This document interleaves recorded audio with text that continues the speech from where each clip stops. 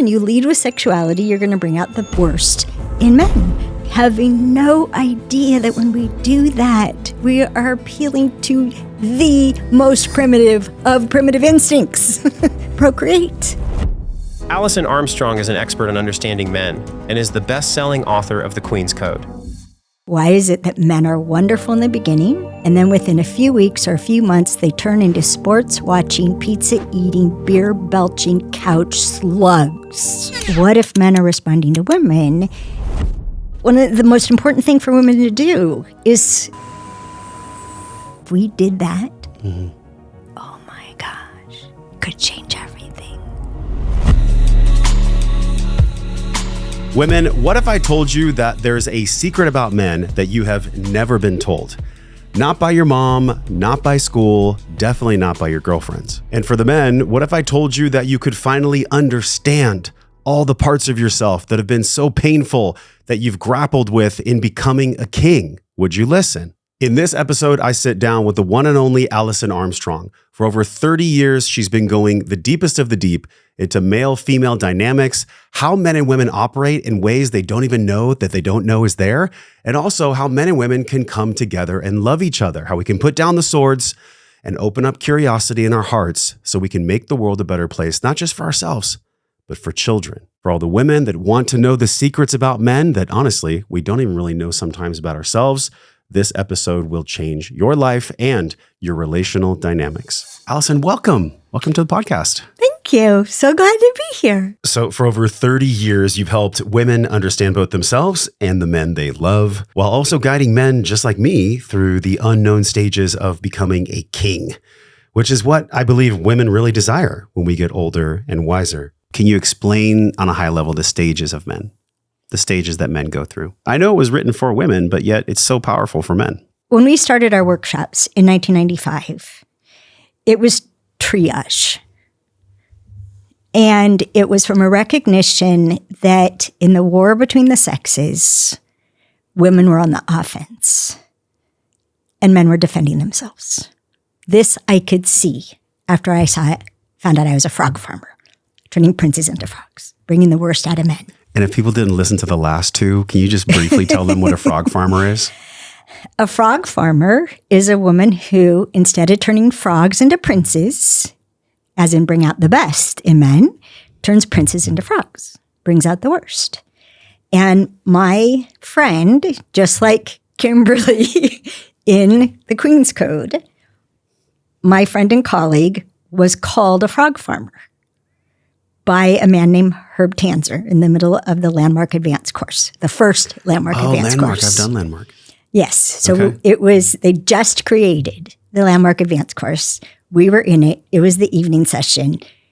Her name is Lisa. She just laid out this attack. Why is it that men are wonderful in the beginning and they take you to romantic places, they give you romantic presents, they listen to you talk about your pets and your family as if they care. And then within a few weeks or a few months, they turn into sports-watching, pizza-eating, beer-belching couch slugs. Why is that? Now, I don't do a Texas accent, even though I've been in Texas now for a while, but imagine red hair, frosty pink lipstick, chest. She's a vixen. She was short of money. I said, do you want money? She says, no, I'll just date a lot. Seriously, she had a date, breakfast, lunch, and dinner. Yeah. And completely led with sexuality, having no idea that when we do that, we are appealing to the most primitive of primitive instincts, procreate, right? And it's why I tell men, don't try to be with someone who's more than a 6 to you. I'd be happy to do that, but there's something special about her. Not, I have to have that. It brings out the worst in you. And I try to teach women, you lead with sexuality, you're going to bring out the worst in men. I do try to tell men, you lead with your strengths and your looks, you're going to bring out the worst in women. Like seriously, whenever we lead with sexuality, we bring out the worst in each other. Now, It's not to say there's anything bad about sexuality. Keep Yeah. it alive and well. Lean in and have a real kiss. I don't care if you've been together for 30 years.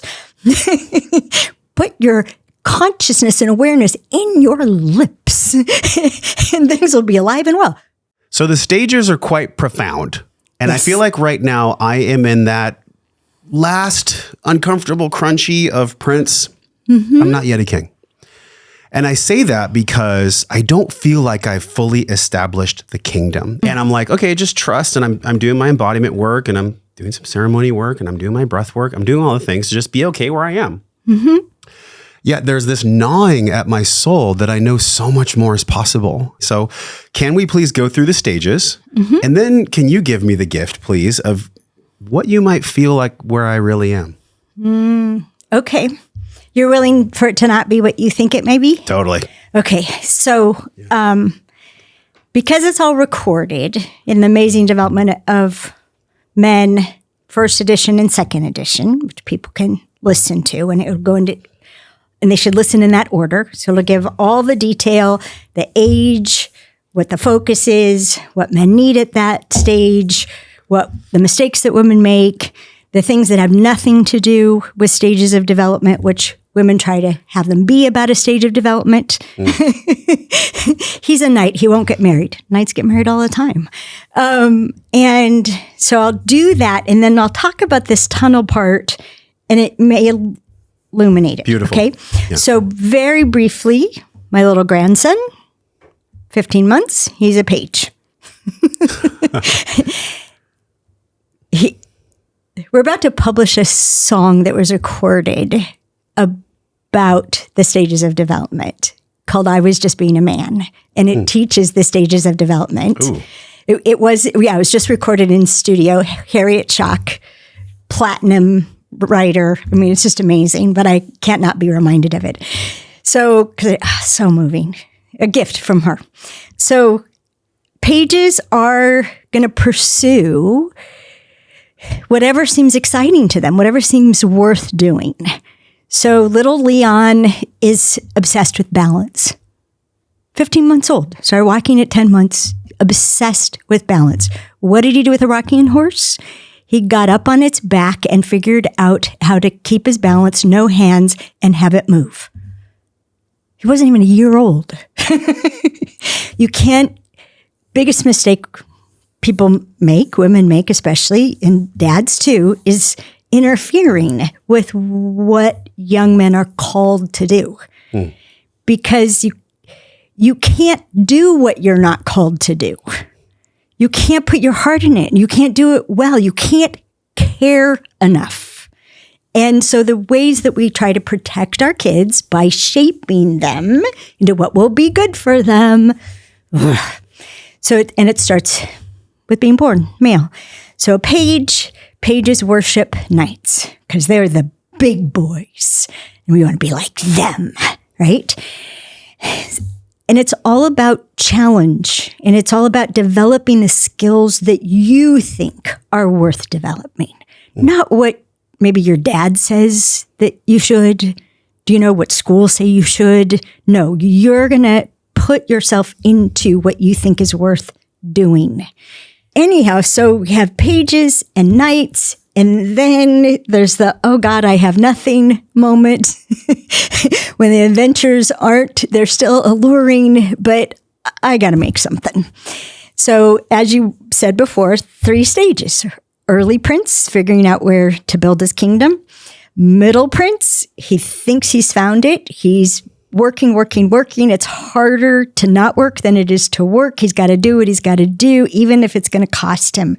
And he'd rather piss somebody else off than piss his own self off by failing to do what he knows to do. He's got to do the right thing no matter how anybody feels, including him. Late prince is when there's a lot that's done. There are a lot of points on the board, but the game isn't won yet. So there's a confidence about winning the game, but it's an unwon game. It's not done. But there's so much competency, it seems like it can get done. You may really still be there. in what you were saying. And if I were coaching you, I'd say, what's undone? And I'd have you look and see, is it undone really? Like you're unwilling to not finish that part?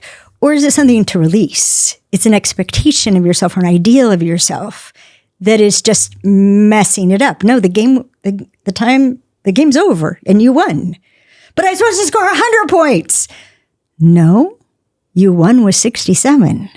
Can you own it? Right? Like, so I don't know where you are, but you might see it in what I'm about to say.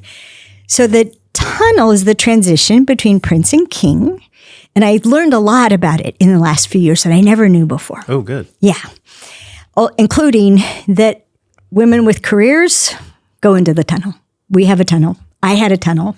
I don't have a career. I have a mission, but I had a tunnel. I just thought it was the worst 6 months of my life.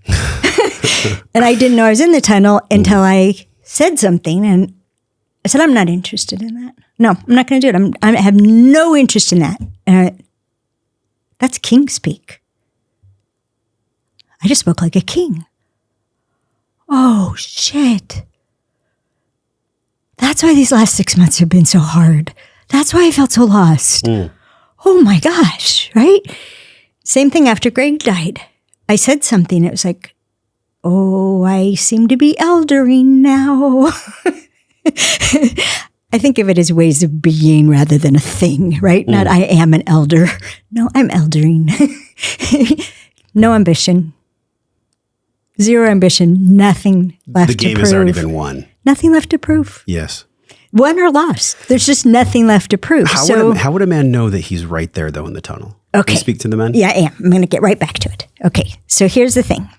There seem to be 3 phases. Just like there's 3 phases in being a prince, there seem to be 3 phases of the tunnel. Oh, the tunnel's longer now?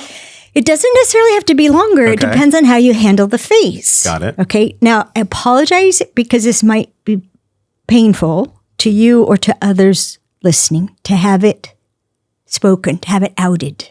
Okay.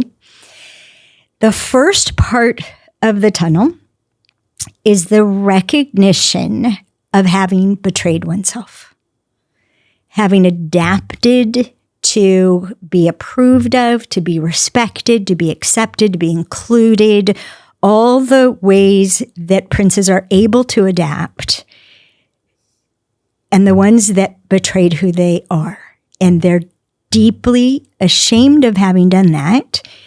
And it seems like a front of the hand and the back of the hand, pissed at the people who seem to have demanded that I had to be that way to get my father's respect, that I had to be that to be accepted by the people in my church, that I had to be that way to be that. Like there's this shame, deep in the gut sense of shame for having betrayed oneself, and fury at the people that it seemed like they were the ones that were requiring it. And this is what can delay the tunnel. If someone is focused on, they did this to me, it's their fault, I hate them, I'm pissed at them, I'm going to punish them, they may never come out. I don't feel like I have any of that. Yay, you. Yeah. Did you identify with the betrayal? Of course. Okay, good. Yeah. Yay. Yeah. All right. You have at least begun the tunnel. And you're doing it well. But that's the danger, is if someone doesn't head into the shame. Yeah. Now, shame, I think, is one of the 3 worst feelings a human being can experience. It's the lowest one on the Hawkins scale. Yeah. I don't know the Hawkins scales, but there's 3 that I would say It's down there. Terrible. There's shame. How do you not know the Hawkins scale? Because I study men. I don't study thinkers. Okay. All right. I don't know most of the things. I digress. Yeah. Okay. I'm not a learner. Everything I do is in order to express. And I express what I'm supposed to express. Is that my part? No. Okay. Let somebody else take care of it. Got it. This is my part. You can't get me to stop talking, That's as you've good. noticed. That's so good. So powerlessness, dread, and shame.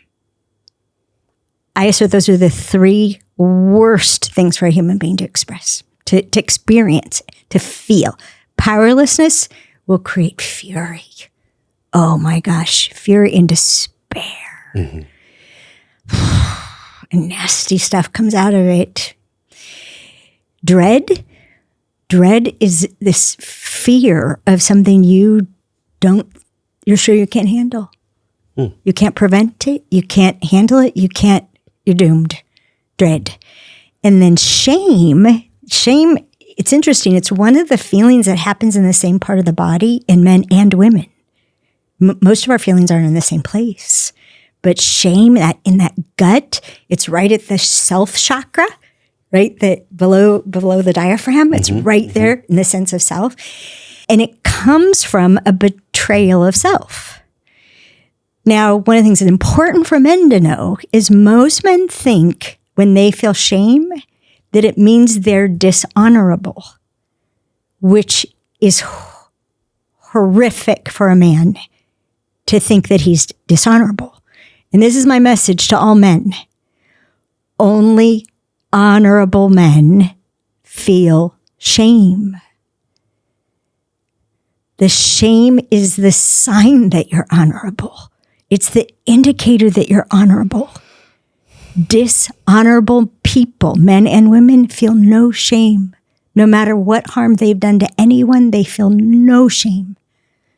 Shame is a sign of honor, an indicator of honor, a function of honor. So we have a process called noble forgiveness. We teach it in Extreme Freedom and in Being Extraordinary as a Man. And noble forgiveness, you can do it for yourself if you can provide for yourself, listening to yourself as an honorable person, restoring your honor. Sometimes you need another person who's going to hear you that way. And women complete this exercise when they've seen how they've emasculated men in the Understanding Men course online, when they realize how much they've harmed men, and they do a written noble forgiveness. I harmed this person I harmed this person when. Zero justification. Zero. If you're justifying, you are not heading into the shame. But my husband was the one that pointed this out. He said, the worst thing about shame is it disconnects you from your own spirit. Disconnects you from your own spirit. So I have found one of the greatest privileges of my life is to be on the other side of noble forgiveness. Because when people are saying what they're ashamed of having done that harmed themselves or another, you see who they really are. The shame comes from failing at what you're profoundly committed to. It's just the opposite.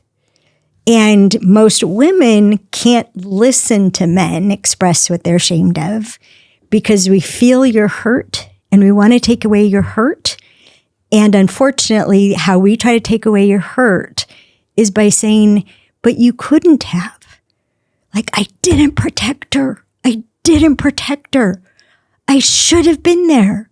But honey, you couldn't have. You're not Superman. That's one of the biggest insults you can give a man. Like, you think you're so powerful, you could have protected our daughter from thousands of miles away? Yes, I do, and I should have. But we'll try to be logical, just like you guys try to talk us out of hurt feelings. Funny. This literally just happened yesterday. Yes, exactly. So we try to talk you out of feeling bad instead of when you say, I'm so ashamed of myself for doing that, or I'm so ashamed of myself for not doing that. The appropriate response is, thank you for owning that. Anything else about that? And you just pull the string. And it might be, oh, and I harmed this person that way too, and this person that way, and this person that way. Or I betrayed myself this way, and this other way, and this other way. You just pull a string. Yep. I harmed myself when I gave into this. I harmed myself when I didn't tell the truth about that. I harmed myself when Thank you for owning that. Thank you for owning that. Until the answer to the question, do you forgive yourself? Until the answer is yes. Now, I'm ruthless in freeing people. Freedom is my highest value, the power to choose. I'm ruthless about it. In Being Extraordinary as a Man course, I pulled out all the stops Because see, here's the thing. When a man feels shame, biggest failure, it's the biggest failure that he could possibly confront. Let's say that he did something here in this part of the river, right? And he is deeply ashamed of the way that he failed himself or others. He won't ever go there again. He'll go everywhere but there to protect himself from ever failing like that again. He thinks that's his penance, the pain that he's in to withdraw from his family. The men who leave their children because they're sure their children are better off without them. But then they realize, oh, but they also are harmed by me not being there, right? Women don't know. Most of the decisions y'all make is because you think we'd be better off without you. Men take their lives because they think we'll be better off without you.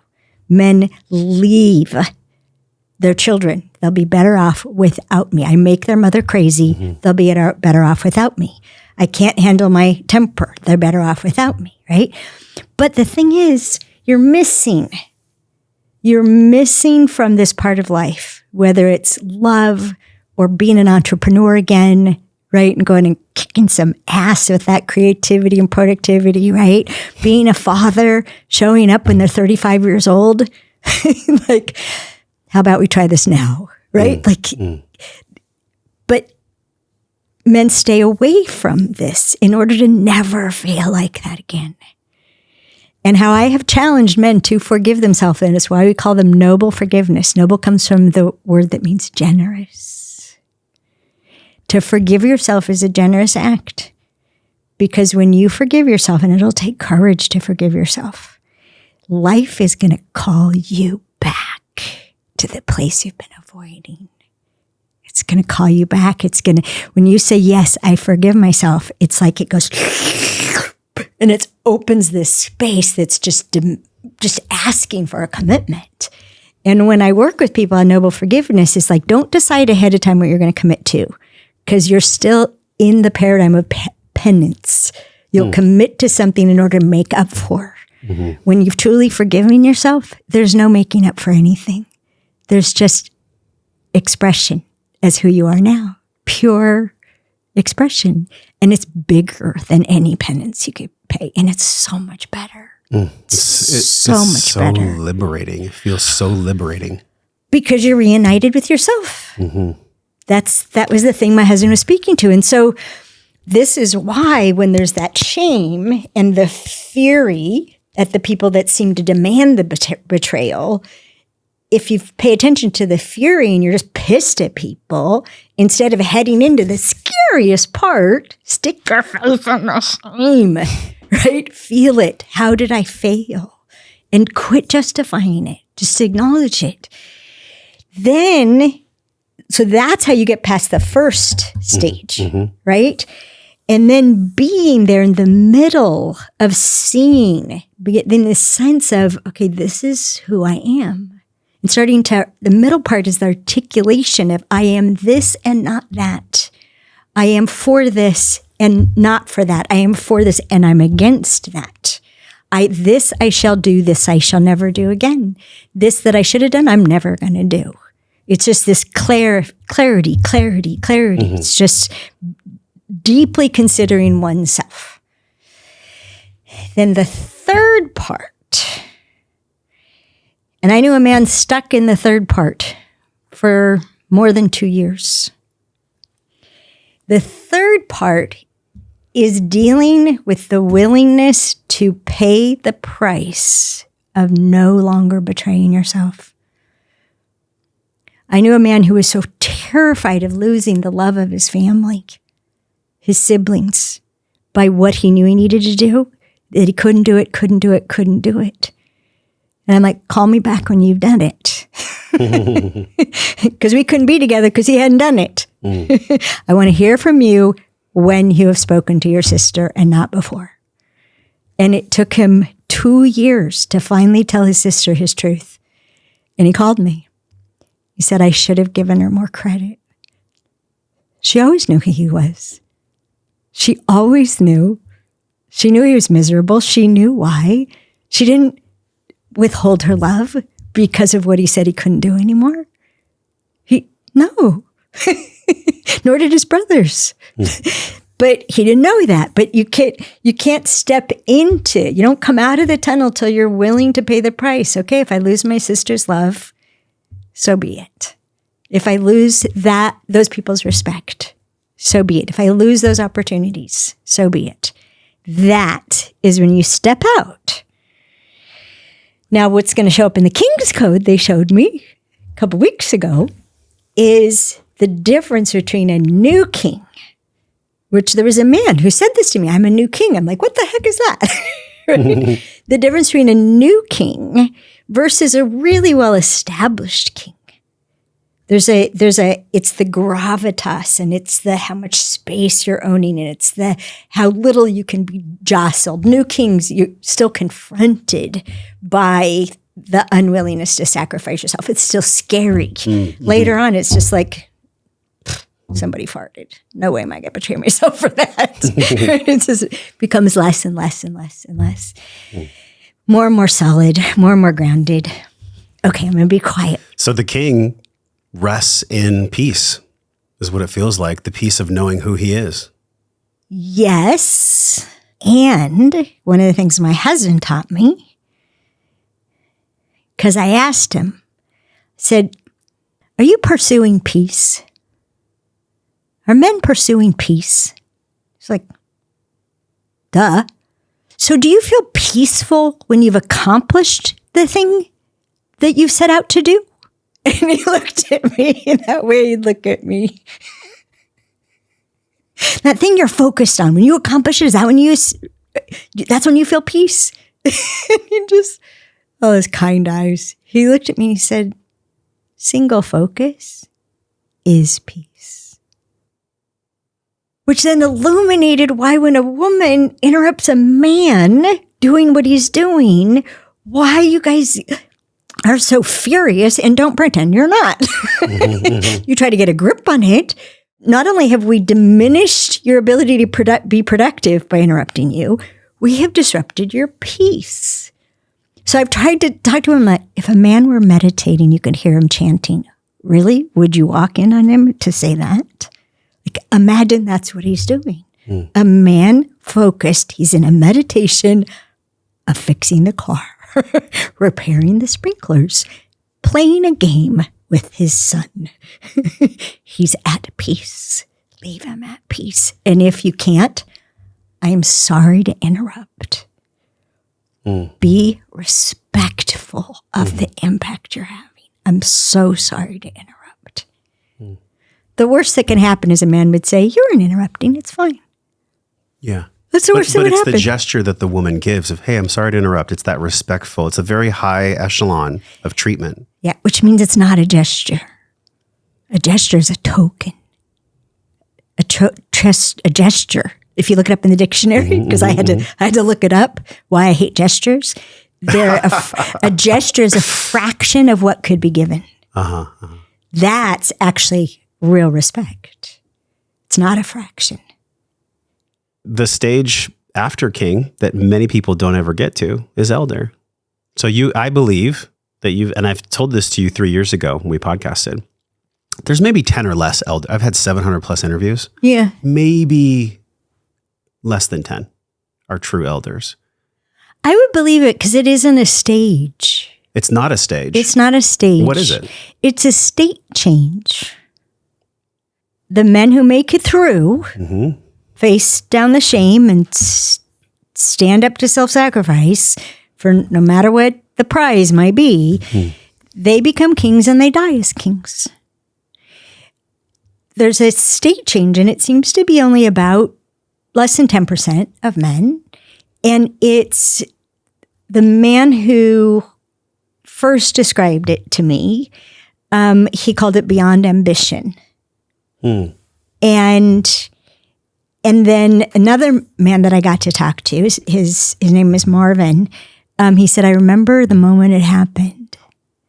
And he got to describe that as he went from a king to being an elder, he said, I stopped giving advice because I was no longer willing to be accountable for other people's results. Now, I didn't know advice was being accountable for someone's results. So that's a whole trail I went down to find out why men feel so disrespected when we don't take the advice. He just gave you the best that he had, and he was being willing to be accountable for the results. And then you acted like it was piffle. Like, it's terrible, right? So if you're not going to take the advice, don't ask for it. Say, I'd like to have some input for a decision I have to make. Do not even push it over into his side of the table. This is all my side of the table. What would you input over here? Give me a question to think about, right? So elders don't respond with advice. Elders will give you things to think about. It's just, well, consider this, check into this. I'm not going to tell you what stage you're at. I'm just going to lay these things out, and then you get to pick what you're at, like what resonates for you. I never tell men what stage they're in. Although there was a man who was sure he was in the tunnel, and he was so not in the tunnel. Yeah, it was a really fun interview in Sandpoint, Idaho. No, he was a king. He'd actually had passed from king to elder, and he was struggling. He'd gone to king. He was now an elder, and he was struggling with the lack of ambition. He felt lost there was nothing left to be done. Yeah. There's just being, contributing, that thing that is said in one of Richard Bach's book. If you're wondering if your work is done, if you're still here, it's not. Yeah. Oh my gosh. You know, so many of the things that have troubled me in my life have been actually my inability to feel lower level emotions like shame. And doing the work that I've done to get to this point. Yeah, I'm not scared that shame or residue of shame is in there. I'm all here for it. I'm here for it. It's beautiful. So that's why I know I'm in the tunnel. And maybe I've already won. Maybe this podcast studio that I built on the land and having you here and doing everything I'm doing, I'm living the dream. My mom yesterday, she's like, how are you? I'm like, I'm living the dream. I'm like loving my life. It's so good. Yeah. But yet there's something in my psyche that's like, there's still more.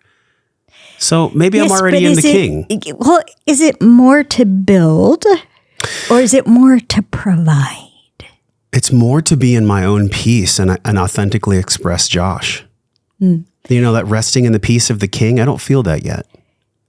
Well, I'm just going to keep poking at the question. Is it more to do? Is it more to establish? Or is it more to give? Kings are firmly, if you think of procreate, then protect, then provide, they're firmly in provide. And provide from overflow. Yes. And so what they'll pay attention to, they can still build as a king, but they'll build in order to overflow more in the things they're committed to overflowing as. Got it. That sunk in. Thank you for that. You're welcome. You're welcome. You are such a light. I just love how you bring so much wisdom to the stages of men, and not just for us men to understand, but for the women we love to understand us so much better. So thank you. Now, I've heard many women who have absorbed your work say, wow, I didn't know if I just waited 30 seconds for him to finish speaking, how much it would radically transform our marriage. And I'm like, how could you not know that? Right. So can you go over, let's just start with like the interruption piece, because there's so much more that typically we as men have to say, but we don't feel like we have the space to say it in because our woman, God love her, she's jumping in and saying, well, let me give you the field report. let me tell you all these things. And let me sometimes, unfortunately, tell you how your experience in life is wrong and how you're not saying it the right way. And here's a better way to say it. And that happens in her in a split second. Right. Meanwhile, we're piecing together the sentence we're still finishing. Can you talk about the power of this? I think if there was one tool that could revolutionize everyone's marriage, everyone's relationship, it would be to let each other finish what we're saying. Not just for women to men, but also men to women. But I think it's really easy because a lot of women, when they talk to each other, they interrupt each other, and that's a natural thing. I watch women. I'm like, oh, they're like speaking over each other all the time. Men, we don't do that to each other. When I have a men's group here that we meet twice a month, we let our men finish and we take a breath after he's done talking, and then we give him feedback or questions. Women tend to interrupt each other, and that's a normal thing. Can you share about this? Well, if you just take it apart engineering-wise, what people normally think of as listening, I'm listening.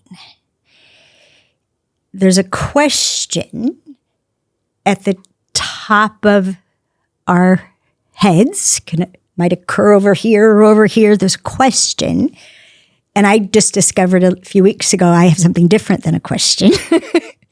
But it also makes me interrupt. So we'll have a question, and there are default questions like, what do I think about that? What do I know about that? What do I want to say about that? Do I agree with that? Is that true for me? Do I feel that way? Right? They're all I and me questions is what's natural. For men, and if someone's fine, the default question is usually, what's the point? Because what does it have to do with productivity, right? What's the point? If the person's upset, the default question is, what's the problem? And so what's the problem? So what's the problem? So what's the problem? The problem isn't becoming clear. So you'll interrupt this unproductive communication to ask a question that you think is going to have the problem become clear so you can be productive by solving it, and you can save her from her upset. You can save her from her problem. It makes perfect sense. Except for she's vomiting and she just needs you to hold the trash, right? So you can tell the question that people have in their head by what they interrupt with. Because they'll just, when what they're thinking about what you said provoked, mostly you're just provoking thought. You're not being heard. If you're speaking, you're provoking thought. And you can tell the question that they're filtering with by they interrupt with something that their own mind answered that compelled them. And they don't know people don't know how disrespectful it is. It's not even a willful self-centeredness. It's just normal human behavior. But someone I know, I don't want to talk to them because I get a few words out and they interrupt with, what I know about that is. Every time, it's guaranteed. I will be told what they know about that when I haven't even finished the sentence. So they don't even know what that is yet, right? So what do I think about that? What do I know about that? Is that, women will be like, is that true for me? And we'll get so excited when it is true for me. Oh, me too. We're having a connection, right? When a man's expressing a strong opinion and we disagree with it, we just get more and more scared. We call it the cliff. So women interrupt men because they feel scared? Or because they were trained by watching their mother or other things? There's very little training. There's a lot of modeling. Okay. I think we learn by what we see. There's things we hear, but we learn by what we see, what is modeled, which is why I have such an emphasis in my curriculum on implementation. I don't care if you know my work. What do you do with it? What choices are being made in the moment when instinct is compelling you to dominate, for example, which is a normal instinct, to flee another instinct? What do you do instead?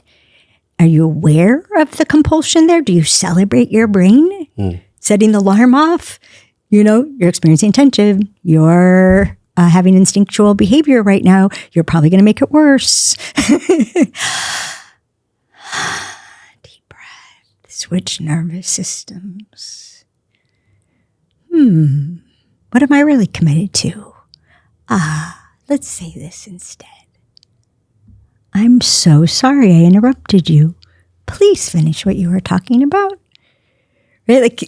But without the awareness, we don't have the choice. We're just pinball machines going off at each other. Yeah. And Dan, my boyfriend, is deep in working on this.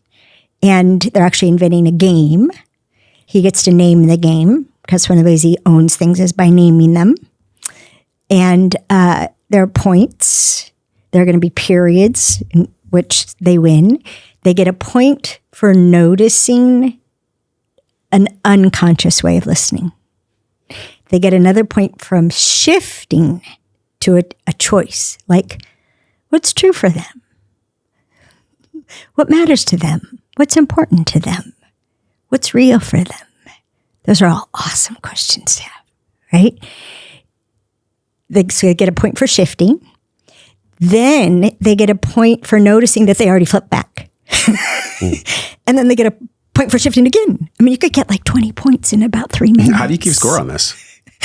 I don't know. I'm not playing the game. I just helped them invent it. Because Dan stopped listening to me. He stopped listening to me. And I broke up with him. He stopped taking care of himself and he stopped listening to me. And it's like, okay, I've never given up the right to walk away. I won't do this. So God bless him. He came out of the death spiral of not taking care of his health. He said that was an accurate description. And the thing that I need him to implement most is how he's listening to me. And we have become so diligent in the last 5 weeks of noticing, interrupting the other person. I'm having to practice even more than ever waiting 30 seconds because each man has a different tolerance. Like for Greg, or that was encouragement to keep going. To Dan, that's running the train off the track. Just the sound. Just a little tiny sound is so you running. have to literally be in silence. I do. Yeah. I do. If he says, "Are you still there?" I am doing well. Well, we're talking on the phone and we have these walk and talks since we've been apart. But I have been searching, well, what is the question that I listen with? Because I know I'm interrupting him. So what am I listening with? And I finally figured it out. It's this other kind of listening that I didn't realize I do so much. I call it picture listening. So Dan says something to me. I'm picturing what he's saying. I have a video of Hannah and her dance recital, right? So I'm picturing his daughter, Hannah, dancing. She's an adult and dances, right? I'm picturing it. And I'll interrupt when he doesn't state the obvious.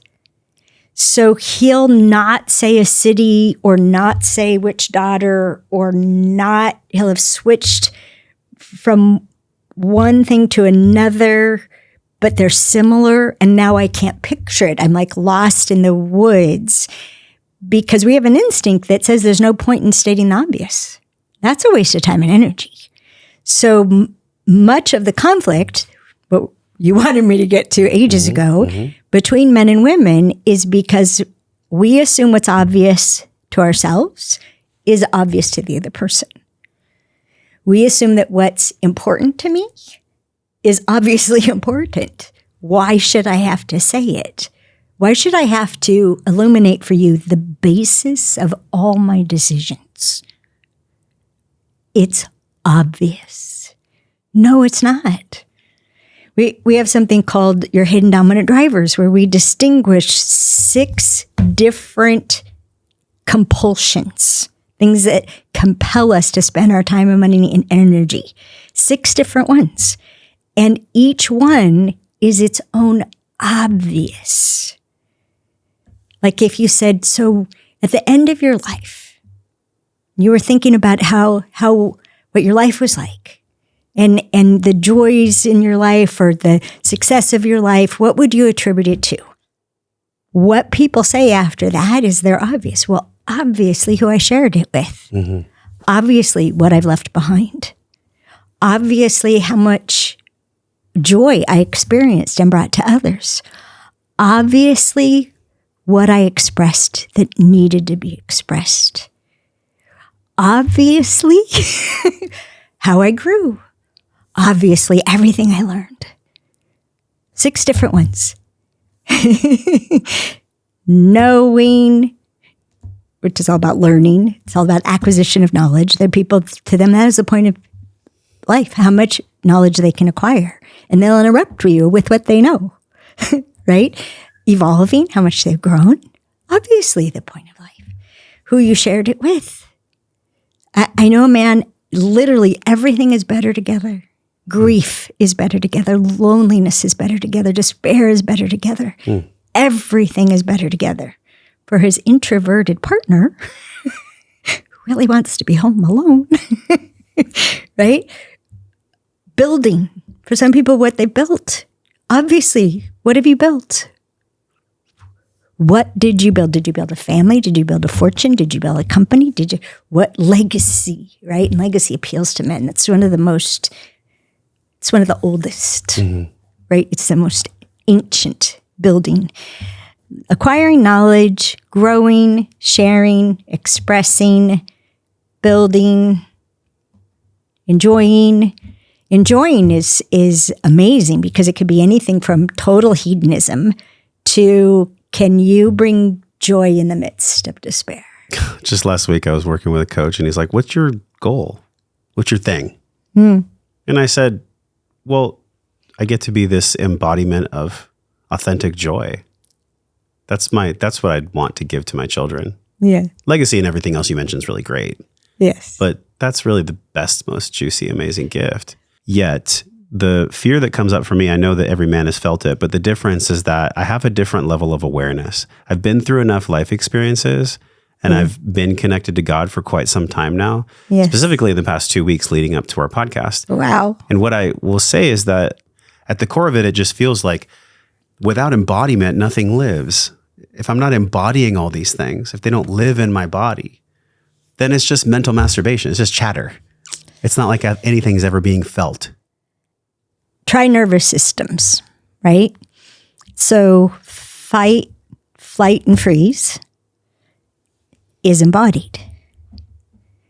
When you have a perception of a threat or an opportunity, you feel tension in your body. If you don't embody your highest values, like you embody it because you feel it in this body, if it's not embodied, it's not a valid path under stress. Your brain literally can't choose it because it can't find it. We have a saying from our partnership work, if you can feel it, you can find it. So the whole strain of our work, the Being Extraordinary level, is about embodying your highest values. We call them your tanks, and get that tank filled. And because we're stuck in these frail things, there are needs we have to have met, almost all of them with a physical component that have to be met to get it in our bodies. Now, one of the things that I see as very different between women as the weaker sex, and so we think we'll survive by being pleasing to those of you of the stronger sex, that if we don't have it in our body, instead of saying so, we pretend. So, for example, we'll pretend compassion when we're not feeling it. We'll pretend, I think the most popular is to pretend patience. Pretend we like someone. There's so much pretense that goes into this gender. Because we're afraid. We're afraid we have to be appealing or you won't protect me. In fact, you may do the opposite. Men are so disturbing and disruptive to women because of a lack of pretense. When you're not patient. I love that you said men are so disturbing to women. What do you mean by that?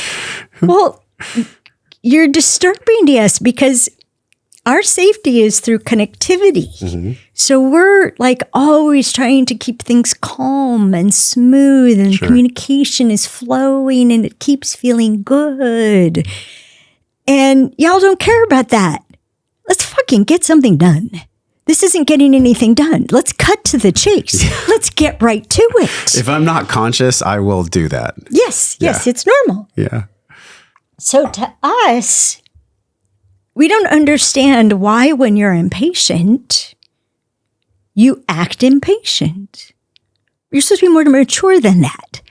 You could lack patience, but still do something that might be called gracious, like tone it down, pretend. say it softer. Exactly. Pretend. That's the word I used. Women want us to pretend. It's not even want you to pretend. We're shocked you don't. Yeah. Why aren't you pretending? You're an ass. Yeah. How immature are you to not pretend you like them? I'm not going to pretend I like them. Do you know how many terrible things are going to happen by you not pretending you like them? We could have a war. Pretend you like them. It's all smooth over, smooth over, smooth over. It's like when you're angry, we pet you and you go, ah! Right? We don't know. You have endorphins that make your skin so sensitive. It feels like a burn for us to soothe you. Right? But you guys do the same thing. When we're upset, you think, oh, obviously I should leave her alone. Because you want to be left alone when you're upset. Leave me alone. Give me space. I'll get a hold of myself. I'll get clear. I'll come back when I'm ready. You abandoned us. We're so upset and you've left me alone with this monster in my head for the last 4 hours. You hurt my feelings and you didn't come get me? But you're doing what you projected onto us. Women project onto men. We project onto other women. We are always projecting our needs onto others, which is why we think we don't have to ask, what do you need? And we think we don't have to say, it's obvious what I need. I need to be left alone. Why should I have to tell you again? Just give me some space. Well, we think something terrible will happen by giving you space. I have to come save you. So it all starts with thinking we're a version of each other. We're both human. We must be a version of each other. You're just the hairy, stinky version. And we're this other version that can multitask. No, we can't not multitask. It's not that we can. It's that we can't not. It's how our brains are built. It's just baked in. Oh, it's survival. We multitask for survival. Just like you guys hunt for survival. You know, so many decades of your work, like you've impacted millions of people at this point, which is like, what goes through your heart and mind when you feel that? My voice has reached millions of people. Okay. All transparency. We wanted to reach 100,000 when we started in 1995. And then we decided 1 million American women, like that would impact the culture of the U.S. And we were counting on what we call the gab factor, that this information about men and women is so, very Kubrick of Between the Lines said, this is addictive, right? He did 3 interviews with me. And it just, so we counted on the gab factor, that women would have to tell other women if they could hear what we were saying, which is the tricky part, if they can hear. But we're completely U.S.-centric. It didn't even occur to us any other part of the world. Oh, when we were going to wait 2 years and then we would leave California. We'd try to expand the workshops out of California. Our 3rd workshop was in Wisconsin. Within a year, we'd been in 10 different states. Within like 3 years, we'd been in 30 different states because people would hear about it from a friend. Will you come here?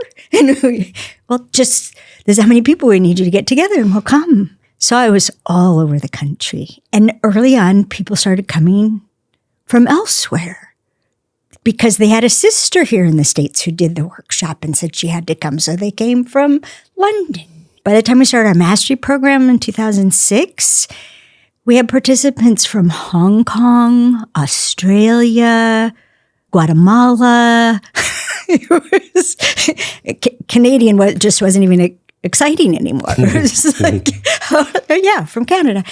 And when we published the Queen's Code, which we did according to a plan that was... Well, it came out of a bulkhead.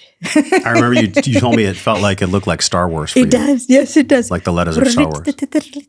Yep. So when we published it, 1 week at a time, which most people don't know that Great Expectations was published 1 month at a time in a magazine that went all over the world. So people got a chapter each month of that book. And so it was a week at a time, which of course the books are occurring a week at a time. So people they still get to recreate the journey that those folks are on. And within 3 weeks, it was being purchased in 70 countries. And we didn't even have a country field on our website. So every day I'd open up the report and be putting in these really weird names and where is. And when I saw there's a town, a 5,000-year-old town in Macedonia, I lost it. When I saw South Africa, I lost it. When I saw the West Bank, I really lost. I mean, just like, what? I know there's a long answer to your question, but it just, the audiobook, last I checked, 94 countries, the ebook, 124 countries. We haven't cross-referenced those yet, so I don't know how many actual countries. But when we first published the Queen's Code, it was as an ebook on the internet, and we purposely didn't protect it. We did not protect it. People could download it as many times as they wanted to. You wanted it to get out there. They could print it as many copies as they wanted. I wanted it to be unsuppressible. It's on the internet and it's printed all these places. There's no way you're going to gather all the copies and burn this, no matter how, whatever the world or our society's culture may get to, you will never be able to suppress the messages in that book. Well, it goes back to how you started. I think it was 1991. You said, my personal compulsion to understand men converged with my personal and professional commitment to children. You realize that we have to get to the children first. Do you remember where you were in your life when that light switch flicked? Or was it always bubbling up? I was a business consultant. I'd participated in transformation since I was 19 years old. I worked for someone who was a leader in transformation, but as a business consultant, and I was miserable. And a friend of mine said, if you could do anything and you didn't have to justify it, even to yourself, what would you spend your time doing? And I said I'd spend all my time ending hunger and homelessness. And then just sitting there, we were across the table at lunch, and I said, I have an idea about how to do it. So within a month, I had 35 people contributing as little as $10 a month. The biggest was $300 a month. I made a whole $800 a month. There was a space donated from people who were committed to the end of hunger, paid for telephones, everything. I was set up, and I'm an activist. And I was in New York for the Hunger Project's award for the end of hunger ceremony. And I knew, to my heartbreak, that one of the things being proposed at the International Summit for Children, they were trying to get every country to sign on to a constitution for children, for the planet. And one of the things that they wanted people to promise was that every child has the right to a name. To a name. And I found out how many children had actually met one once. A young woman from Asia. Beautiful name. I said, what does it mean? She said, it doesn't mean anything. I said, really? And then she looked at me. 4. She was named 4 because she was the 4th child. She didn't have a name. I'd made a promise when I was 28. It's called an impossible promise. Did I ever tell you about that? Mm-mm. Best thing I ever did. I promised to do something that I couldn't possibly do, which means at 28 years old, I became a failure for the whole rest of my life. A failure. This goes back to what's it like to reach millions? Well, all you have to do is look up the infant mortality rate, and I am a failure. Even though I've reached tens of millions now. But it was the best thing I could have ever done. The promise I made was that in my lifetime, every man, woman, and child would be fed, clothed, housed, loved, and respected. I was working on fed, clothed, housed. Then I was teaching teachers. There was a course called Access to Breakthrough Teaching. So it was a transformational program for teachers. I had a bunch of kindergarten teachers, and we were sitting in a whatever you call it when you put the tables together in a box.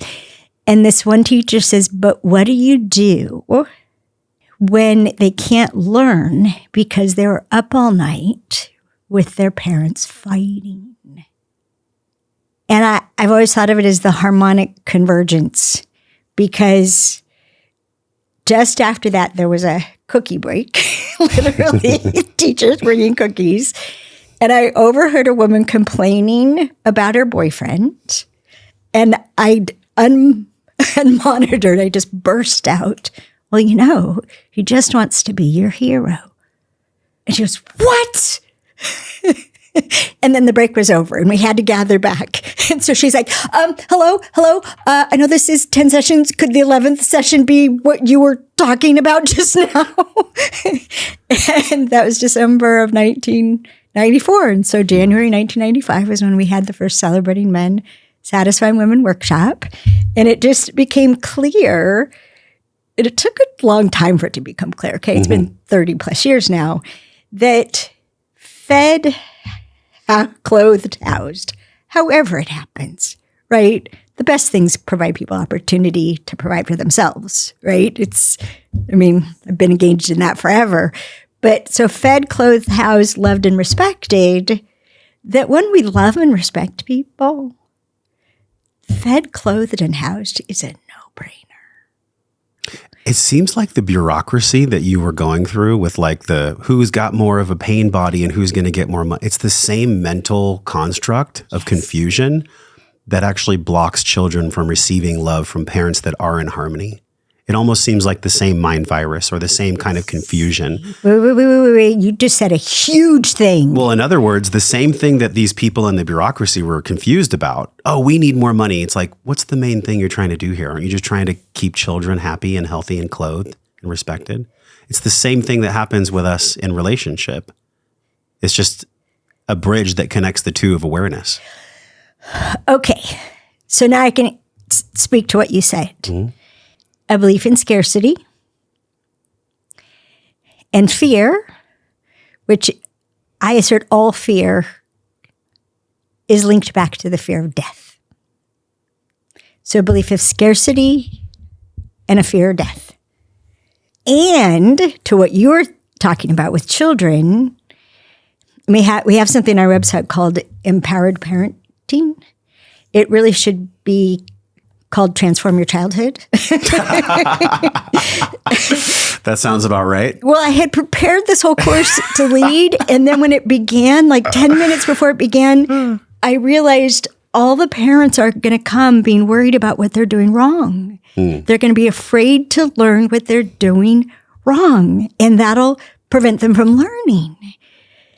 And so it switched itself. And I said, okay, we're going to do this from the point of view of your childhood. So I want everybody to think back to when you were a child and what did you want most from your parents? What did you want most from whatever adults raised you, whether they were biological parents or not, what did you want most? And then I asserted that we all wanted to be adored. And adore means to hold in the highest love, respect, and esteem. And that's what we wanted. We wanted our parents to look at us the way my daughter looks at her son, my grandson, and the way he looks back at her. They adore each other. We wanted that. And then what I distinguish in empowered parenting are the instincts, the hierarchy of instincts. Procreate. You have two children, procreate in the most known way. Entrepreneurship is also procreate. Art is procreate. There's so much procreate. Procreate, then protect. So if you think of green energy and then lead, and then provide, right? And so empowered parenting distinguishes the protect mode that parents are in, that has them eke out the providing part. Protect is in that because it's hierarchical.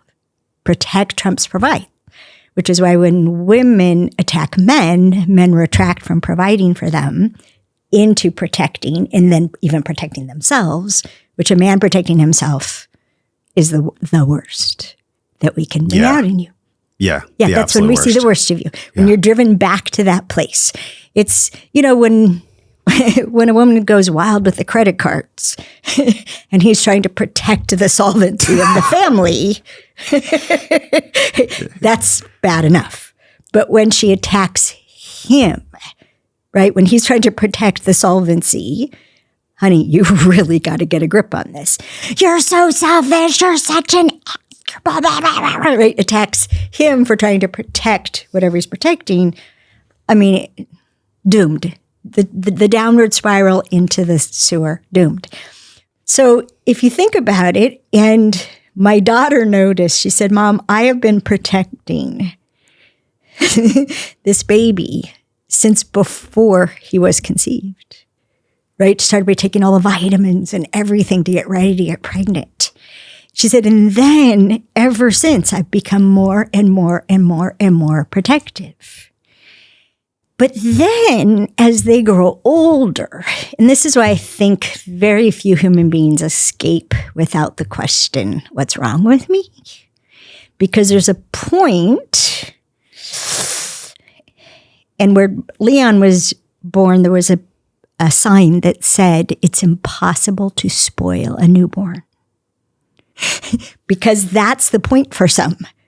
Like, don't pick them up right away, you'll spoil them.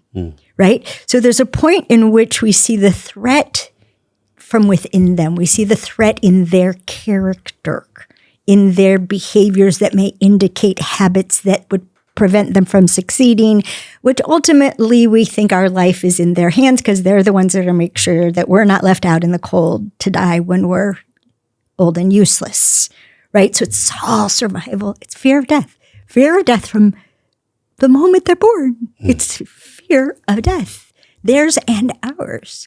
And so, of course, when you are trying to protect your child from something you see as a character flaw within them, even if it's like, oh, crap, they're just like me. We've got to fix that, right? With my son, whose father was not helpful during his birth, I held my son in my arms, and I promised him I'd make sure he had brilliant relationships with women. And at that time, in 1988, that meant I was going to burn the man out of him. Yeah, this was before I found out I was bringing the worst out of men. I thought it was who you all were. That the worst in you is you, and the rest is just pretend or fake or act. I didn't know. I didn't understand the duality, right? We're so primitive. We have instincts that predate climbing out of the ocean. We share instincts with the trees in your backyard. With the most primitive, with a virus, we have the same instincts. It's the source of prejudice. And it's the source of instant connection. Oh, you're like me. That means I can trust you to do exactly what I expect of you. What? So we just don't know. We just don't know that, yes, there's the beauty of what I would think of as human spirit. You could just think of it as spirit, period. There's the beauty of higher consciousness. There's the whole second nervous system of the crown chakra and the whole deal. And then there's the limbic system that's always at least a half second in front of the prefrontal cortex that is going to have a fight, flight, or freeze response in some sequence. Fighters are most obvious. I'm a fighter. But if we share with our mates our secrets, my husband's was freeze, flight, fight. What do you mean share with our mates our secrets? Do you mean our sequence? Oh, our sequence. We all have a sequence. Uh-huh. So if you think of, there's the perception of a threat or an opportunity, which an opportunity is a kind of threat. You might be insufficient to it. It might take all your resources and then you die. It might be a fake, right? Opportunities create the same internal tension as the perception of a threat. It's important because the word opportunity is used to manipulate people all the time, as is fear. So the perception of a threat or an opportunity, we have a reaction to it. We have a limbic nervous system reaction, which might be to fight. It might be to flee. It might be to just go bunny rabbit. Right? Deer in the headlights. Freeze. Yeah. Yes, and I've seen a lot of those living in the country. But I assert we actually have a sequence. So I fight first. That's my first reaction, is to fight. I've been fighting for women to see men now since 1991, right? Before that, I was fighting for children. I'm still fighting for children. I'm still fighting for the end of poverty. But if you emasculate the compulsive problem solvers of the species and leave them with the problem of, can I please keep my testicles? They're not going to solve world hunger. But you could. You could. If you weren't ever having to protect yourself, who men are would provide for everyone. It's just natural. Right? Yeah. It just becomes smaller. Who you can provide for, the idea of that becomes smaller and smaller and smaller the more threatened you experience being. So then we just end up with just nuclear family, right? Or maybe a bigger family, or maybe community or tribe. Everybody who's like me, I will protect, and everybody else I have to protect them from. One of the things, I have to interrupt you because you have this joy. It's so palpable. Mm-hmm. And it's so amazing to feel you in person versus through a screen. It's different. It's different because, I mean, you're still you. Yes. Yet I can feel the joy because it radiates in like this bubble outside of you. Yes. And you also had to say goodbye to Greg in 2019, I believe. And well, maybe you never said goodbye, but he left his human form. To be able to go from that to Dan and still maintain this joy. There's something in your heart, there's something in you that I'd love to learn about. How to go from that type of loss to being able to love again. What is that like for you? Well, I have to clarify a couple things you said. Greg died suddenly. Like, imagine in the middle of a conversation. And I fought. I mean, I was doing, as learned by watching TV, CPR on him, fighting for him. And this odd thing happened. He sat up. I mean, his eyes were blown. His pupils were blown. He was not breathing. And then he sat up. And he spoke. And it was hard for him to speak, so I thought he'd had a stroke, which he'd had before. So I ran to get the baby aspirin. Protect your brain, protect your brain, protect your brain. And I brought the baby aspirin. I put it in his mouth and he spit it out. And I picked it up from the carpet and I put it back and he spit it out again. And he said, I do, 3 times. I do. I do. I do. But I didn't know what he was saying it to. And then he fell back down. I had sat him up, and then I couldn't keep him up. He fell back down, and he was gone. He was like, I knew that this was it. But I could feel him. I could feel him, and it was like I could hear him. And what I was hearing was, whee!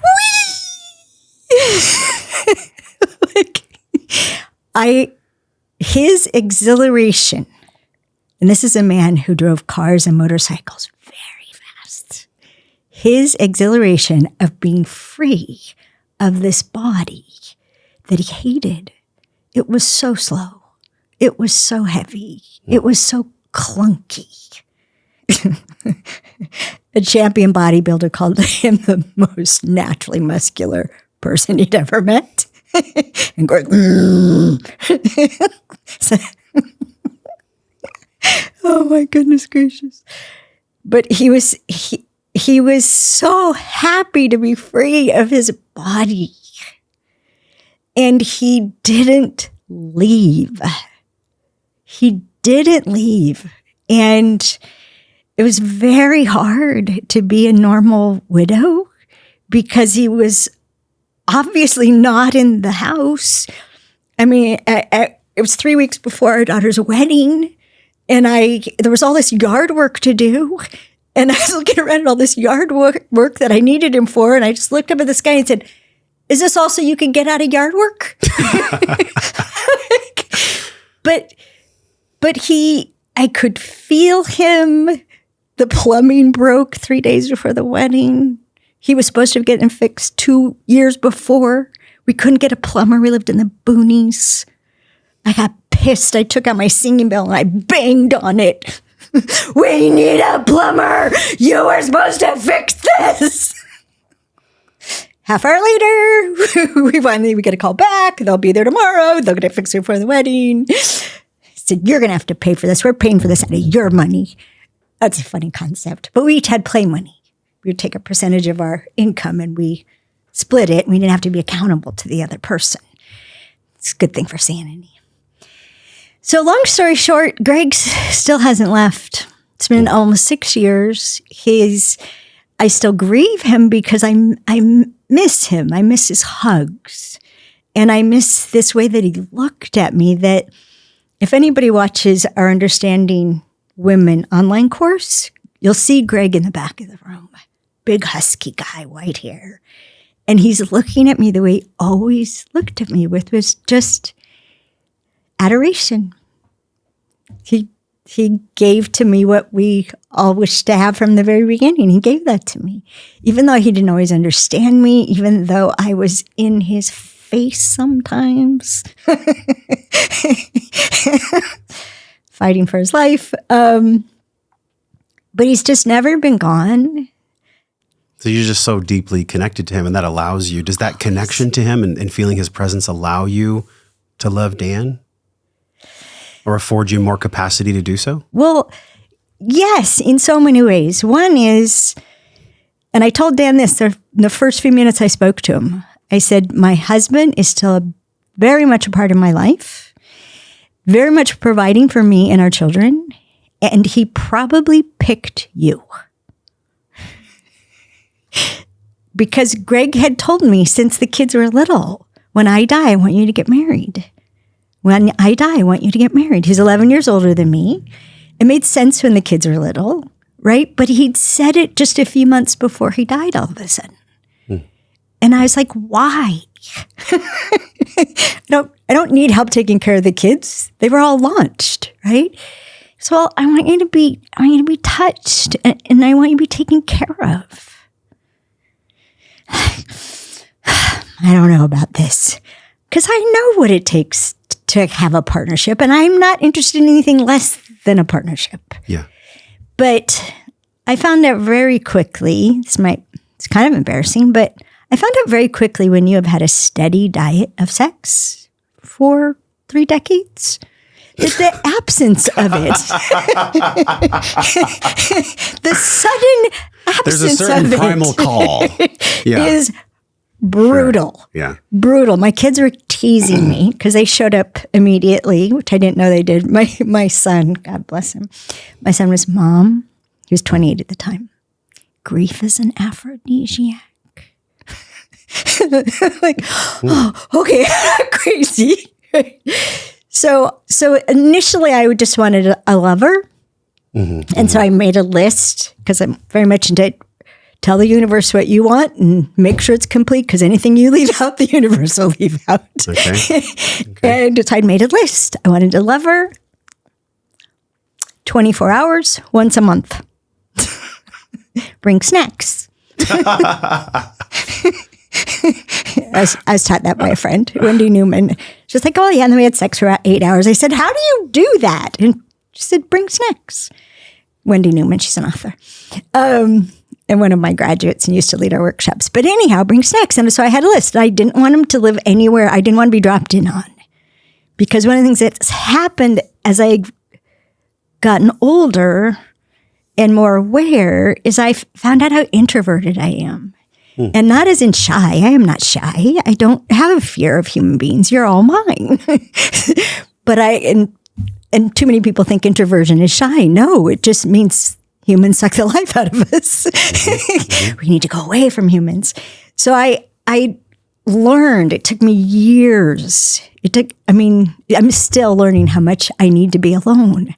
So driving around in the motorhome by myself, pulling into a RV park where I just meet the person who checked me in and then I'm by myself. It's wonderful. So Greg started sending me men immediately. How about this one? And I'd be like, okay, we need some corrections here. But I could tell, and especially when Dan showed up, because we always had to live someplace with a view. Always. Greg demanded. We always had to, he grew up on the hillside in Ashland, Oregon. Every house he picked had to have a view. Dan's house has an incredible view. In the beginning, I felt guilty because I took care of Dan in a way I didn't take care of Greg. And I felt terrible about it. And then I had a realization that I did as much for Greg as he would let me. And what's different about Dan is he has an enormous capacity for receiving, like truly receiving, being honored, right? And an enormous capacity for giving. Like he rattled me in our first conversation. And I said, could you just be quiet for a few minutes so I can reset my nervous system? And he said, sure. He's got this deep voice. And then it was like 20 seconds later and I was all better. I was like, wow, your space is amazing. And he said, you're welcome. When you all say you're welcome, like I did that on purpose, you own what you give us instead of brush it off. You're welcome. Thank you for loving me. You're welcome. There's so many threads as you're speaking that I can pull back to Claudia in your book and the wisdom her grandma was giving her. So this is at the core of this table and our conversation is that there's a passed down wisdom that you have, much like with Claudia, and also in other characters in your book, the same. And that wisdom, it spans the test of time. In other words, it could be 100 years from now, this moment, or in our past. It's that same wisdom. And it's really, there's a certain way that men and women operate. And when we go against that way, even when like New Age spirituality foo-foo tries to convince us otherwise, when we go against that natural, harmonious way, there's some fucking chaos that happens. What do you believe, looking back on your beautiful story, and thank you so much for sharing. I knew that was a very sensitive subject, and so I wanted to give it space because I'm curious, for all the people out there that have experienced that or may experience that, knock on wood, my prayer is that I die in a bed with Carrie and that's it. That's the dream. That's the prayer. But we don't know. Life is very mysterious. It's a very mysterious thing. There is a lot of New Age BS out there about how men need to act to hold space or women need to show up. Can we just brush all that aside? What is the test through time about the beginning stages of how men and women can interrelate to be in harmony? Okay, I have to say one thing first just to finish. I know that who we are is eternal. I don't believe it. I know it. And I've always known it since I was a child. And the freedom to love when you know that there really is no actual death. Yes, body death. These things are frail. Body death is inevitable. Even if we can prolong it to 124 years old, they can't find anybody who hits 125. But Greg's presence, and before that, my grandmother, I got messages from my grandmother, eat more apricots. Just a few years ago, I could call it channeling. I didn't have a word for these downloads because as you know, I did not write the Queen's Code. I did not write Keys of the Kingdom. I am not writing the King's Code, the sequel. I watch a movie. It's kind of like that light there. It's a screen.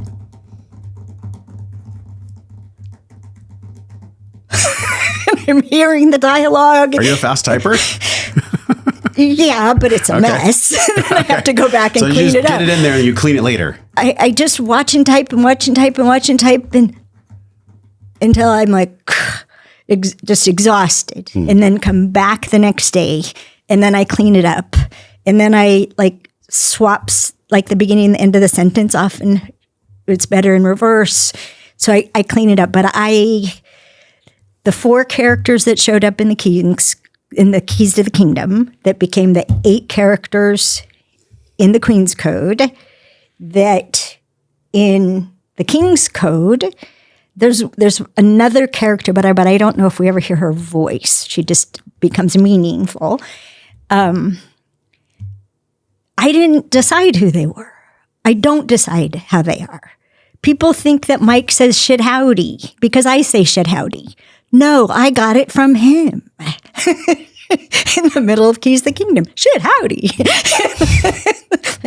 Oh, that's cool. It just resonated, right? Yeah. So I think Claudia's wisdom and what's going to show up in the King's Code, which is wrapping back to the stages of development in Keys to the Kingdom. It's a thing of beauty. And I've been watching the movie clips. They started in 2018, and I said, I'm not going to write that for a long time. I got no business writing that. And then last year, it was like, okay, this baby wants to be born. And then I said, okay, August 4th. It was August 7th. August 7th, I'm going to start typing the King's Code because I know I don't write it. I'm going to type the King's Code. In June, they told me the title, the King's Code, which seems so obvious, but I hadn't ever known it. What do you mean they? Who's they? The people that have the screen on? Yeah, they. Oh. They. Higher consciousness. They. It's weird. It's weird to be me, but it occurs like the characters in the Queen's Code and carrying forward into the King's Code that they exist somewhere. They just are. And my nephew, you look a lot like my nephew, said to me, yeah, if I saw the 4 of them talking on the sidewalk, Karen and Kimberly and, it wasn't Kimberly, Karen and Claudia and Bert and Mike, if they were talking on the sidewalk, I wouldn't be surprised. They're completely real. That's how they occur.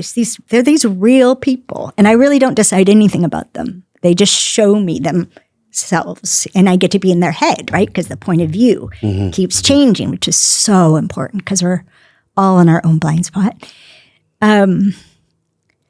So yeah, I just am like, hey, what's going on over there? And then they show me. And in 2018, what they showed me, that's when I said, I can't write this for a long time. Because they showed me one of the characters died. And I was like, and I burst into tears. I'm like, I can't write this. And then within 9 months, Greg died. And my reaction, I looked at the ceiling. I said, can I say that word? Yeah. I just looked at the ceiling, which is like to me where higher consciousness is. And I said, you couldn't wait for the fucking sequel? And then August, when I said I was going to start writing it, but then I was driving to Wyoming and to Idaho to help my daughter. It didn't get the memo that I wasn't at my computer, and I'm driving, and it's just like the full-on movie is coming at me. Is this the King's Code? And the messages and what's going to show up in terms of what creates our tolerance or intolerance for conflict, and even, what has us to have harmonious conversations versus who cares if it's harmonious? It was productive, right? Like all this stuff was coming at me, like, oh my gosh, is this the King's Code? Okay. All right. I'm going to count on rewind. And it's just proven to be that way. I can re-access I love it when you say that, because we're here in Austin and there's a lot of spiritual people that say, I got a cosmic download. And I'm like, no, that seems fake. But when you say it, it actually feels real. So that's like the mark of an elder. What's funny is I can't wait to read that book. I think all your books get to be read by every man and woman that ever wants to be in an intimate relationship with themselves or with other people, because essentially these books came from your heart's experience with yourself and understanding men. The stages originally came from, I just found out I was a frog farmer. I'd met a man that same evening. A man. And he'd asked me out. Most I told him to. If you asked me out, I'd say yes. And I was about to have a date with this man, and I was talking to my best friend. I'm like, I don't know about this. I don't know about this. This is a man. This is not a guy. This is a man. I don't know how this is going to go. And we're like, oh yeah, they're not all the same, are they? And so we were distinguishing boys, guys, and men. Guys, easy to handle, easy to manipulate. Boys, adventure, play. They're fun to play with. Every newly divorced woman should have a night. All night. Soothe her soul. Just don't get attached. So it started out boys, guys, and men. And then as I started listening to the three men who I was their committed listener, I was their cheerleader. I supplemented my nonprofit income with them. As I started listening to them and I had the question that had popped into my head that night, what if men are responding to women? Then I realized that boys, guys, and men was demeaning. It was inappropriate to who these people are. And so I don't know how to say it except for that I feel my way into things. And it's like a mental, spiritual, emotional kind of, I don't know how to say it. And then I verify it with incorporated men, corporal, men with bodies. So what about this? And so that's when it became what it is in the Amazing Development of Men, the audio program. And there's two parts, right? The second edition. And I can't be redundant, so people really need to listen to both. Because I saw women as the aggressors in the war between the sexes. They were on the offense. On the offense, yeah. Definitely. And men on the defense. So we considered it triage. If we were going to stop the bleeding, we had to remove the knives. We had to disarm the people on the attack. And so after I laid down my sword, after I gave up emasculating men, which was 6 months into studying men, during which I used everything I'd learned against men, I became more manipulative and more harmful. God bless Ellen Hurst. She was the one who called me on it. So after I gave up emasculating men, I had this project. I called it the Transformation of the Castration Club. And I was speaking to women one-on-one because it hurt me to see them hurt men.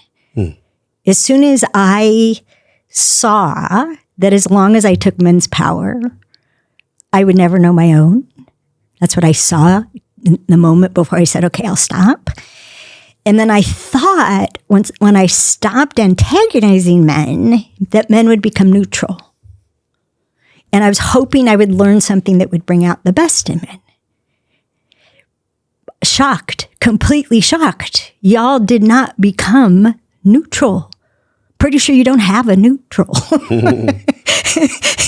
You have reverse and gears going forward. That sounds about right. There is no neutral. And so when I stopped attacking men, which I really did and had to learn how I had been, men became so proactively caring for me, looking out for me, taking care of me, warning me against, that's a bad man.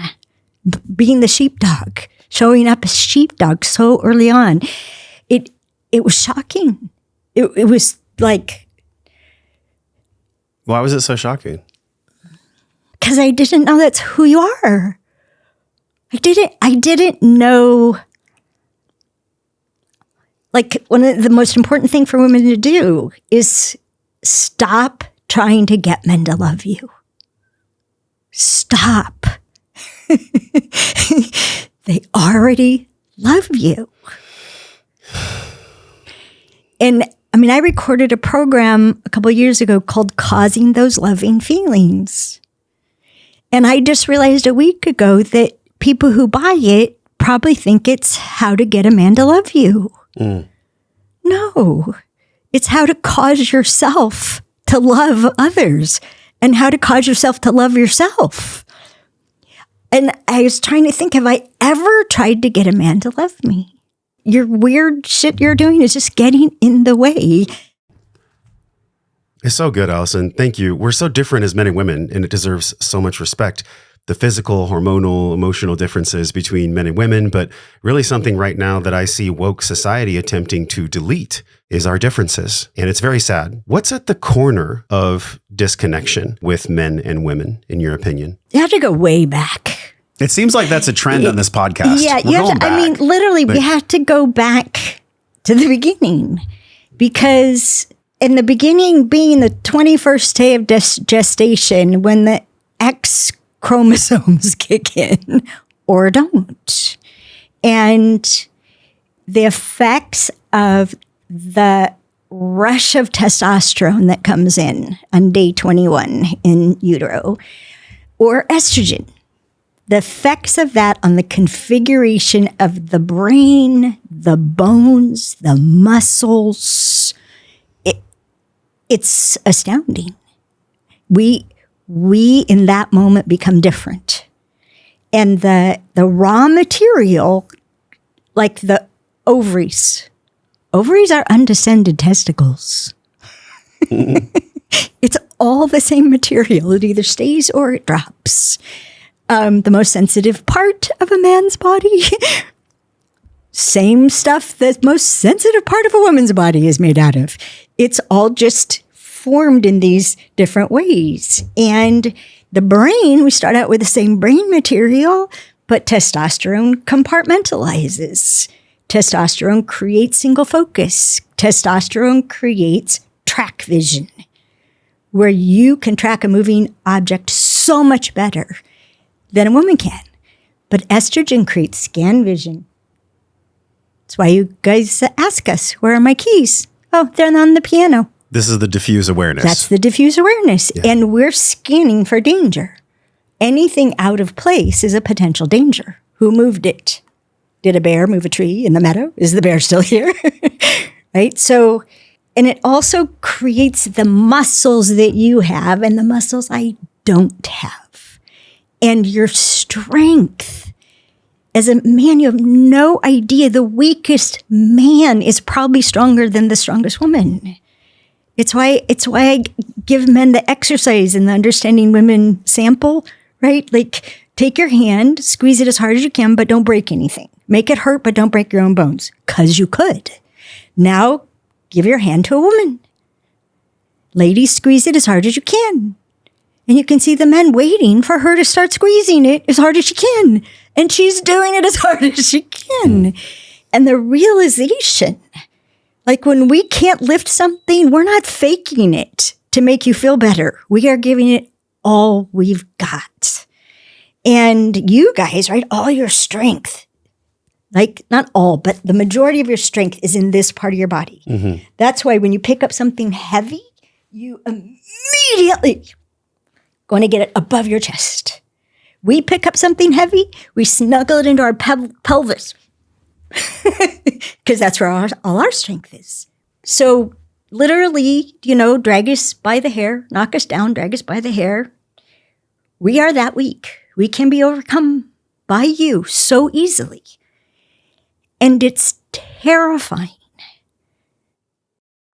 It's honestly something that I don't think about ever. And I really appreciate you reminding me and all of us of this super important fact of brain and body differences that exist in men and women.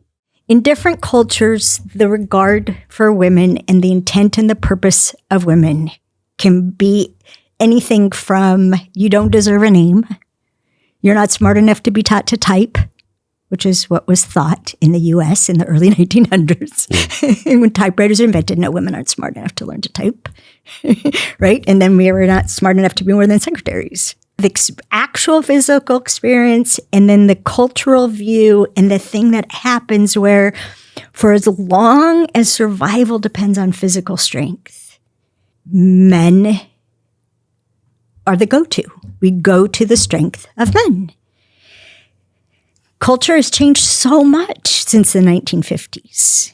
When now in so many first worlds, the strength is perceived as one's ability to function in relationship, one's ability to connect, one's ability to smooth things over, like these things that naturally go with estrogen have become sources of success, right? But the adversarial relationship between men and women, it's the same as adversarial relationship between any two human beings. When you believe in scarcity, it's you or me with temporary alliances, not real partnership. I mean, that's the source of all of the nonsense. But one of the things in particular that happens to women is when we perceive your strength, that's the source of chemistry for women, is the perception of strength. When we see a strength, whether it's in your size, it's in your way of being, like confidence is perceived as strength, it's in your integrity.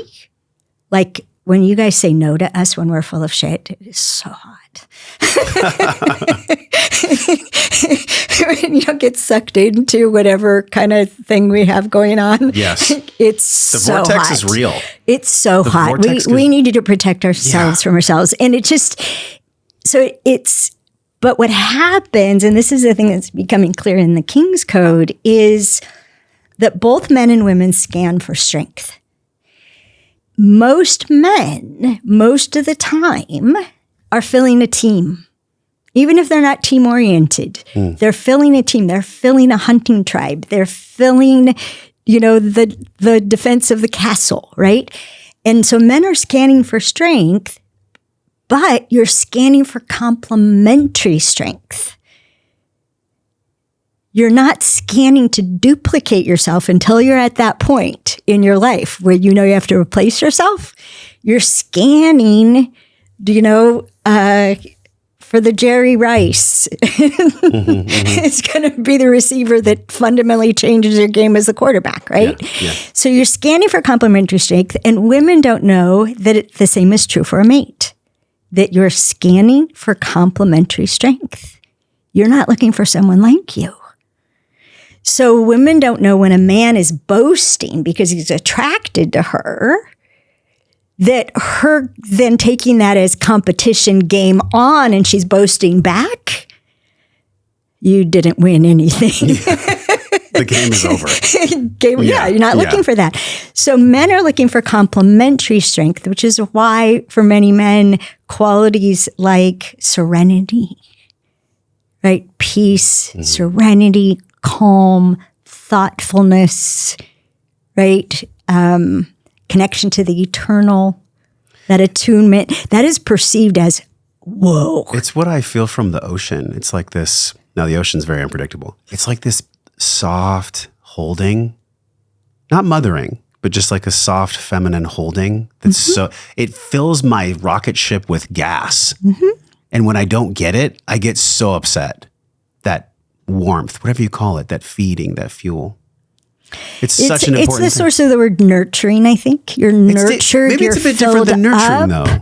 It's like an acknowledgement or it's like a woman just being a woman, if I could use that term. It just her doing that is like fuel for my soul. Yes. We're made for each other. Yes. And I didn't approach this that way. I mean, I approached it like an engineer, right? Yeah. Why does this work the way that it does? What could we do to have it work better? Right? Taking the radio apart, a human being, a man, and then a woman. Okay, if that wasn't there, that sends us in that direction, this direction would work better. If we understood what we were interacting with, that, no, you're not ignoring me. You're in your transition time, which is a kind of single focus from one focus to another focus. You're just on the road from one to the other. You get home.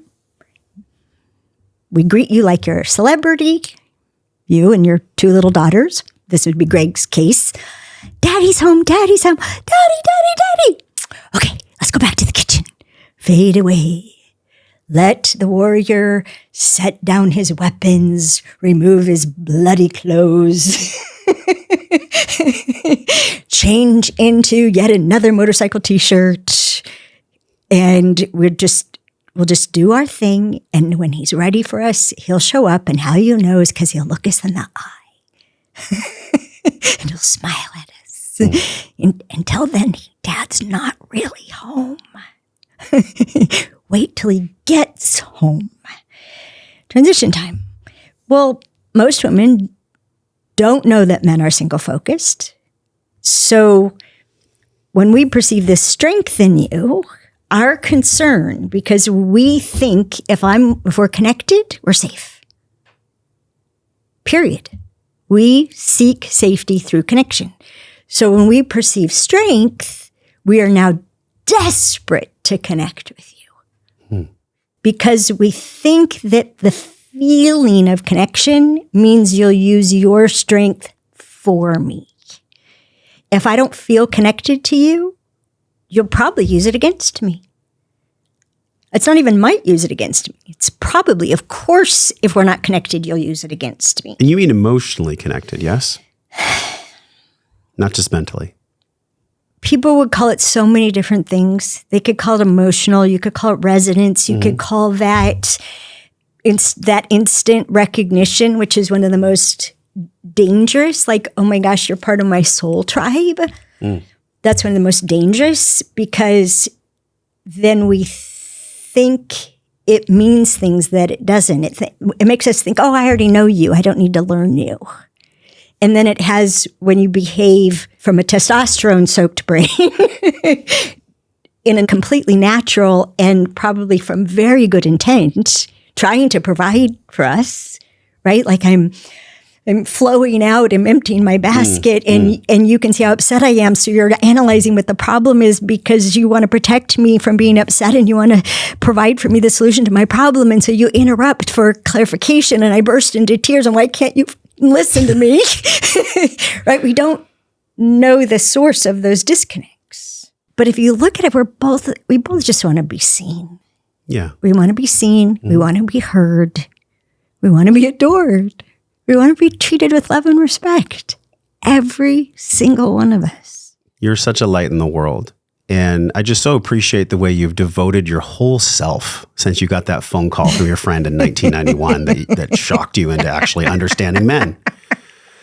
If there was a blessing or a wish or just something that you could leave men and women with long after you've left your physical form, the legacy of your wish or the legacy of the dream that you know is possible between men and women that then feed the children that experienced so much pain in your early years. You saw that.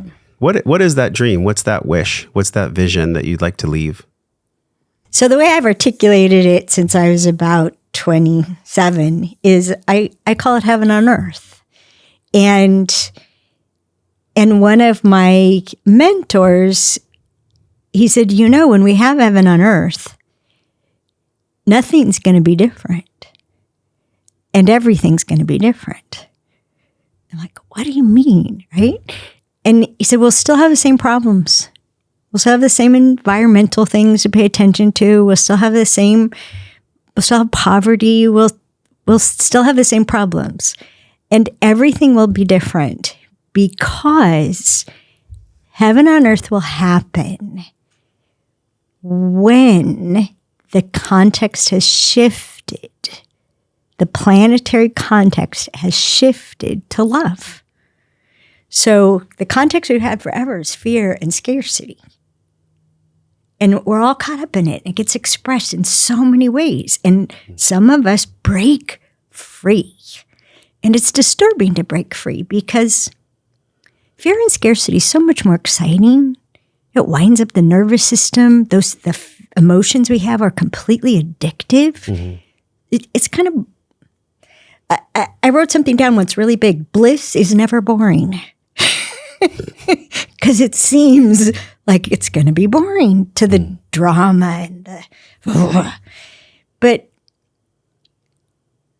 when enough of us keep choosing love over everything else, and one of the breakthroughs that I had in my own beingness was when I realized I was afraid of evil because I thought evil was outside of God, that it was God and evil at war. No. What if God created evil so that we as human beings would have authentic battles? That it wouldn't just be between good and evil. Wouldn't just be between like love and being bad. No, there would be real temptation and seduction and complete corruption. When people are corrupted, they don't even think it's wrong anymore. When they're tempted, you know it's wrong. When you're seduced, you know it's wrong and you're doing it. When you're corrupted, you forget that it's wrong. And we have real evil. But what if the evil is a real test of growing up? Like, can you choose love over evil? Can you choose love over everything else?